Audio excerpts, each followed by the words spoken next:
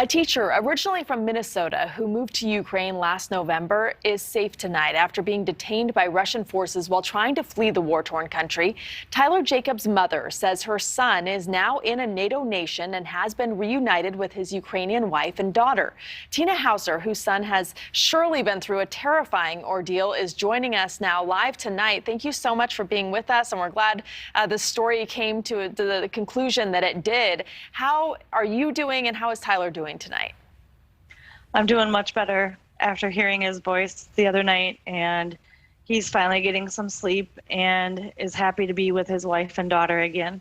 I can only imagine. And what a nightmare this has been for you and your family. What was it like to hear his voice? It was like angels singing from the choir. It was just so peaceful over my whole body when I got to hear his voice come through. It was just wonderful. I would have never thought it was this soon that I would be able to hear my son's voice again. I can't even imagine what you all went through. I mean, what were those agonizing days like, not knowing where he was, what had happened to him?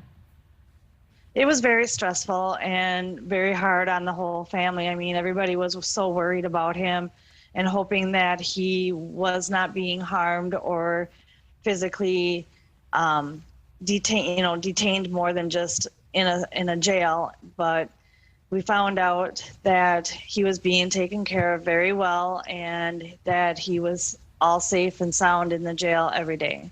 So can you tell us about what he was experiencing at the time when he was being held by the Russians? I know it's sensitive and you can't give a lot of information, but tell us a little bit about his experience. Well, he was questioned pretty much every day from the military on what was going on and who he was, and that he was just truthful about it, and he had nothing to hide. I mean, he's just a Minnesota person trying to build a life with his wife there, and he just was trying to work through all the questions. And he says that they fed him and they took care of him. He had a place to sleep and he was all right.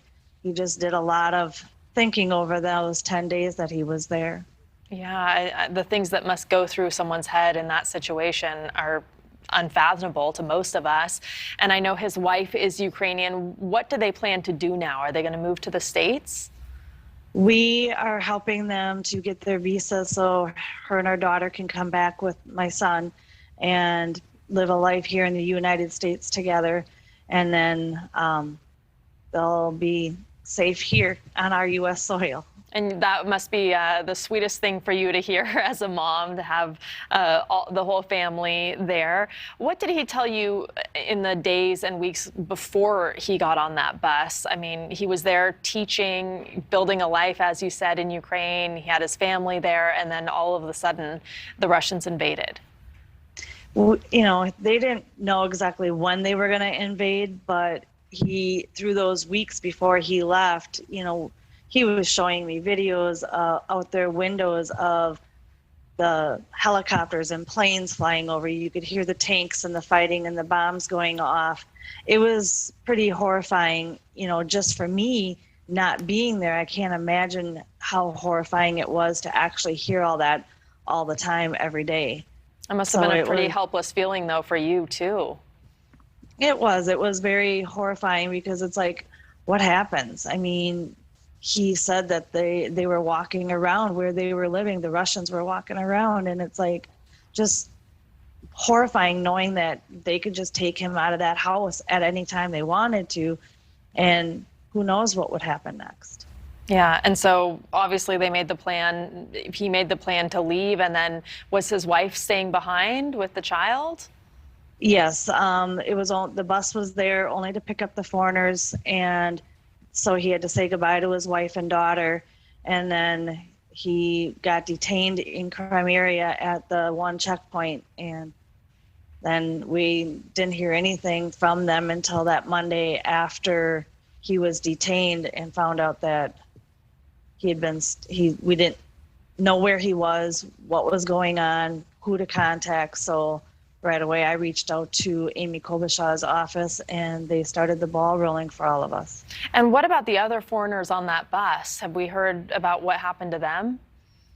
After one of my news broadcasts that Friday, that week of after he got detained, a lady from London reached out to me and she says, I am the last person that's seen your son, and I am so indebted and grateful that she reached out to me and seen me on the news, because she's the last one that's seen him, besides the video that we shared with the different news stations about when he was being detained. And it was just so heartwarming to know that she did see him alive. That gave me a little more hope. Wow, that must have been such a call to receive. What do you think this whole experience has taught you? How do you think it has changed you going forward, and him as well? Well, it's brought me closer to a lot of my family because of the fact that you never know. It's drawn me closer to his father, and we have worked so closely together over everything. And then just bringing all my family and friends together to understand what it's like to have to wonder and think about, where's your child? It's brought my son and I a lot closer too. We don't take things for granted like, you do on a daily basis. So it's a sad thing to have to go through and very horrifying, but I try to look for the positives in the things, and here we are, closer even yet. Yeah, and it has a happy ending, and that's the important thing. Tina, thank you so much for being here. So happy that you're going to be reunited with your son and your family, and we appreciate you taking the time for us tonight. All right, thank you. Have a good evening.